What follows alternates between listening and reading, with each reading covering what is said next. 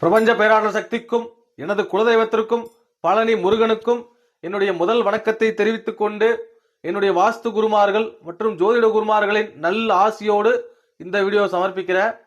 இந்த வீடியோவில் நாம் பிறந்த திதிக்கு என்று 2 ராசிகள் சூன்யம் அடைகிறது, அமாவாசை பௌர்ணமி தவிர.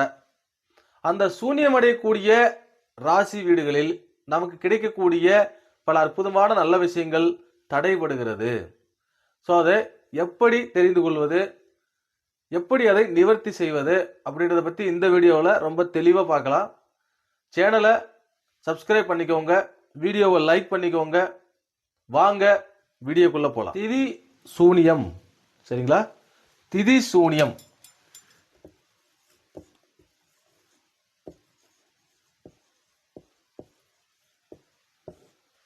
இந்த திதி சூனியம் அப்படின்னா என்னன்னா, சூனியம்னா உங்களுக்கு தெரியும், சரியா? சூனியம்னா ஜீரோன்னு அர்த்தம். சூனியம் அப்படின்னா ஜீரோ, அங்க ஒண்ணுமே இல்லை, கிடைக்கக்கூடிய விஷயங்கள் கிடைக்காது, கிடைக்காத விஷயங்கள் எப்பவுமே கிடைக்காது அப்படின்றது தான் திதி சூனியம். இப்போ திதி சூனியம் ஆயிடுச்சு, திருப்பியும் ஒரு ராசி கட்டம் போடுறேன் பாருங்க. திதி சூனியம்ன்றது ரொம்ப ரொம்ப ஈஸியான விஷயம்தான். ஆனா அந்த திதி சூனியம் நம்ம லைஃப்ல பெரிய ரோல் பிளே பண்ணுது. ஓகே,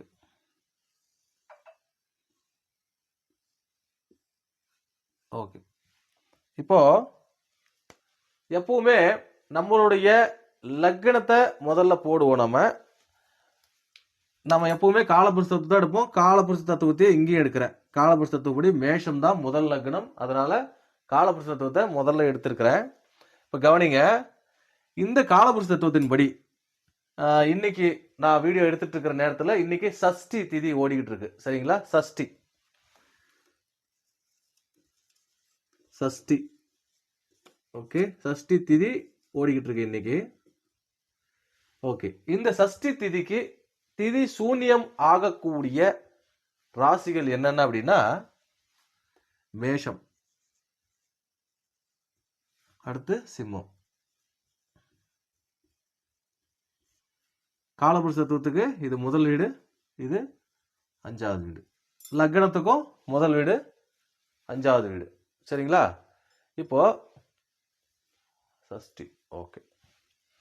இங்க கவனிங்க, இப்போ இந்த ஜாதகருக்கு 0 அப்படின்னா என்ன? அங்க பலன்களே இல்லை, எது தொட்டாலும் ஃபெயிலியர். அதன் மீது அதிக ஆசை இருக்கிறது, ஆனால் அதன் மீது தான் அதிக ஏக்கமும் இருக்கிறது. நினைப்பது நடக்க மாட்டானது, சரியா? தடங்கல்கள் வந்து கொண்டே இருக்கிறது. அப்படின்னா லக்னம் அப்படின்னா நம்ம என்ன சொல்லியிருக்கிறோம்? செயல்பாடுகள், நம்மளுடைய செயல்கள். ஒரு விஷயத்தை செஞ்சுக்கிட்டு தொடர்ந்து செஞ்சுக்கிட்டே இருக்கிறப்பா நானும், ஆனா சக்சஸே ஆக மாட்டேங்குது, பிரச்சனை மேல பிரச்சனை வந்துகிட்டே இருக்குது, சொந்த செயல்பாடுகளே சரியில்லை அப்படின்னு சொல்றது இந்த லக்ன பாவம், சரிங்களா? அப்படியே 5ஆம் பாவத்துக்கு வந்தீங்கன்னா, 5ஆம் பாவம் அப்படின்றது பூர்வ புண்ணியம், சரியா? நம்மளுடைய தாத்தா வகையில் வரக்கூடியது, நம்மளுடைய குழந்தைகள், இது மூலமா கிடைக்கக்கூடிய நல்ல விஷயங்கள் நமக்கு கிடைக்காம இருக்கிறது.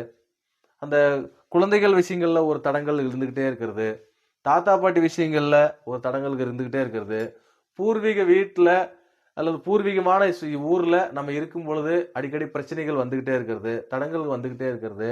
இது எல்லாமே அந்த திதி சூனியம் அடையக்கூடிய அந்த பாவங்களினால் நமக்கு கிடைக்கக்கூடிய ஒரு ஆபத்து தான், சரிங்களா? ஸோ இப்படி இந்த திதி சூனியத்தை நாம நிவர்த்தி பண்ண முடியுமா அப்படின்னு கேட்டா, கண்டிப்பா நிவர்த்தி பண்ணலாம். இட்ஸ் அ ரிவர்ஸ் ப்ராசஸ், சரிங்களா? திதி சூனியம் இங்க 0 ஆயிடுச்சு, இதை நம்ம இன்க்ரீஸ் பண்ணணும். என்ன பண்ணணும்? அந்த திதி சூனியத்துக்கான சில பரிகாரங்களை நம்ம செய்யணும், சரிங்களா? திதி சூனியத்துக்கு கோவில்கள் அப்படின்னு சொல்லி ஒரு பரிகார முறை இருக்கிறது. அதே மாதிரி நாம பாத்தீங்கன்னா வாழ்வியல் பரிகாரம், தினந்தோறும் செய்யக்கூடிய செயல்களிலே வாழ்வியல் பரிகாரம் செஞ்சோம் இந்த திதி சூனியம் அப்படின்னு சொல்லக்கூடிய இந்த விஷயத்தை நம்மளால நிவர்த்தி பண்ண முடியும். ஏன்னா வாழ்வியல் பரிகாரம்ன்றது எல்லா ஜாதகத்திற்கும் எல்லா காலகட்டத்திலும் உதவக்கூடிய ஒரு விஷயம். இது நம்ம சரியா செஞ்சாலே கோவிலுக்கு போகணும், நிறைய செலவு பண்ணணுன்ற விஷயமே இல்லாம போயிடும், சரிங்களா? ஸோ வாழ்வியல் பரிகாரம் அப்படின்றது இதுக்கு என்ன சொல்லலாம் அப்படின்னா, ஒண்ணுன்னா என்ன? லக்னம். சரியா? செயல்பாடுகள். காலபுருஷ தத்துவத்துக்கு செயல்பாடுகள் லக்னம். சரிங்களா? 5ஆம் பாவம் அப்படின்றது குழந்தைகள். சரிங்களா? 5ஆம் பாவம்ன்றது குழந்தைகள் மற்றும் தாத்தா பாட்டி வகை.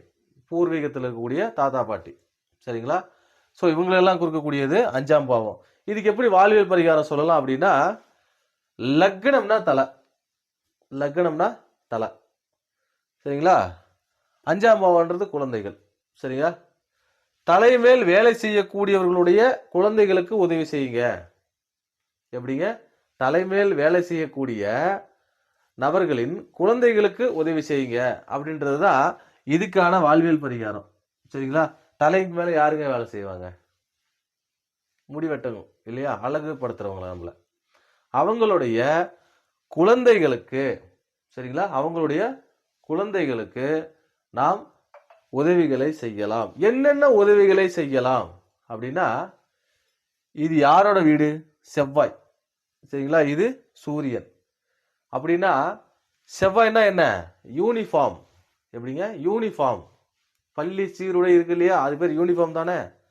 ஸோ சீருடைகளை இவர்களுக்கு வாங்கி தரலாம், குழந்தைகளுக்கு வாங்கி தரலாம். சரிங்களா? இப்படி பண்ணும் பொழுது உங்களுக்கான திதி சூரியத்துக்கான பரிகாரம்ன்றது கண்டிப்பா சக்சஸ் ஆகும். சரிங்களா? 2வது, இந்த திதி சூனியம் இந்த இந்த இடம் போவன் பாருங்க, பூர்வீகம் வயதானவர்கள்னு வராங்க. அப்போ இவங்களுக்கான ரத்தம் உற்பத்தி ஆகக்கூடிய பழங்களை, காய்கறிகளை நாம் தானம் செய்யலாம். செவ்வாய்னா என்ன? சிகப்பு. உடம்புக்குள்ள ஓடக்கூடிய வெளிவரக்கூடிய ரத்தம் இல்லையா? இங்க இருக்காங்க, வயதானவர் இருக்கிறாங்க. சரியா? தாத்தா பாட்டி வயசுல இருக்கக்கூடிய வயதானவர் இருக்காங்க. அவங்களுக்கு நாம் ரத்தம் ஊறக்கூடிய, பெருகக்கூடிய காய்கறிகள், பழங்கள் இது எல்லாத்தையும் நம்ம என்ன பண்ணலாம்? தானம் பண்ணலாம். சரிங்களா? இந்த மாதிரி ஒவ்வொரு திதி சூனியத்துக்குமே வாழ்வியல் பரிகாரம்ன்றது இருக்குது.